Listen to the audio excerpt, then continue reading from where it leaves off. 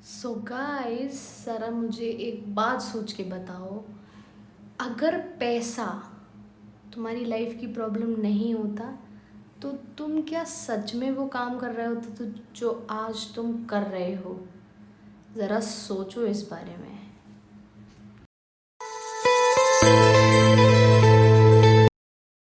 So welcome back to episode 8 of my 30 days challenge of being practical over emotional things with faith and spirituality।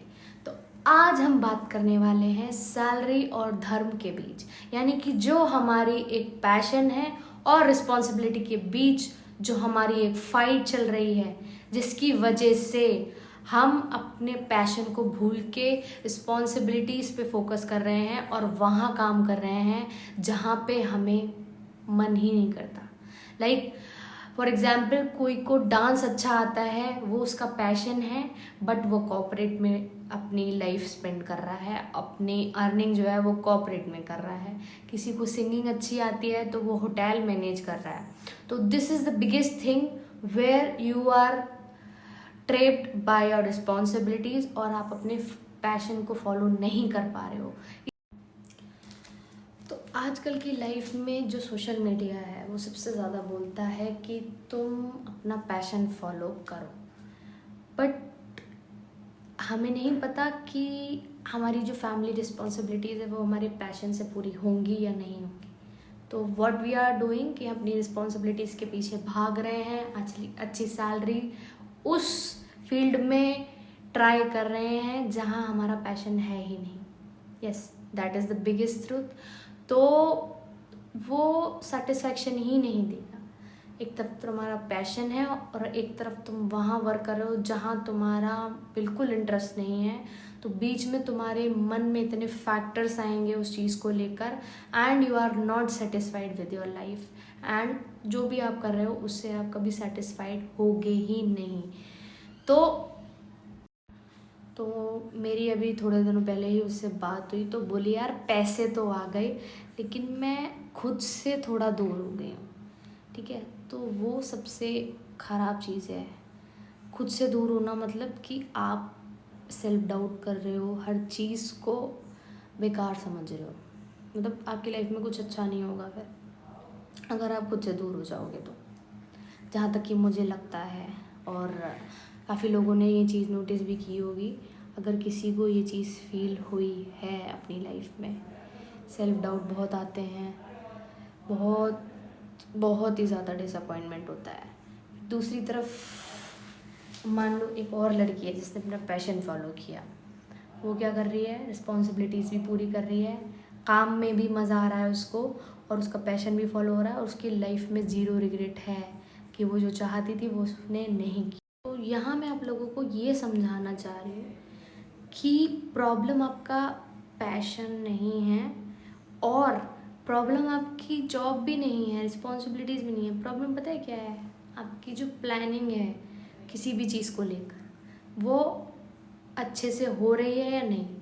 देखो, कहीं ना कहीं तो तुम्हें obviously काम करना ही है, ठीक है, बट ऐसी जगह काम करो ना जहाँ तुम्हारा पैशन भी फॉलो हो, मतलब तुम्हें काम करने में मज़ा आए, वो चीज़ सेटिस्फैक्शन दे तुमको, है ना।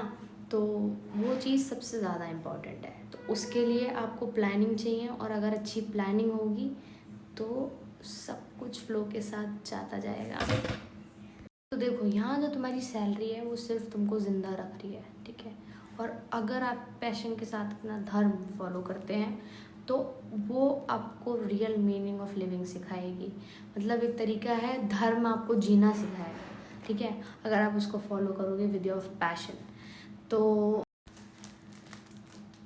इतना सब आई गेस तुमको समझ नहीं आया होगा कि मैं क्या गड़बड़ बोल रही हूँ, लेकिन अब तुम्हारा कंसेप्ट क्लियर होगा। तो देखो, भगवान कृष्ण जी ने एक बार अर्जुन से बोला था कि तुम ना सब कुछ छोड़ के जंगल चले जाओ, ठीक है, और जंगल जाके अपना स्वधर्म निभाओ, ठीक है, जंगल जाके तुम अपना स्वधर्म निभाओ। और स्वधर्म का मतलब सिर्फ अपना पैशन नहीं है, अपना कर्तव्य। मतलब स्वधर्म का मतलब है कि जो तुम्हारी सिचुएशन के हिसाब से सबसे सही और सबसे वैलिड काम हो वो तुम करो जाके।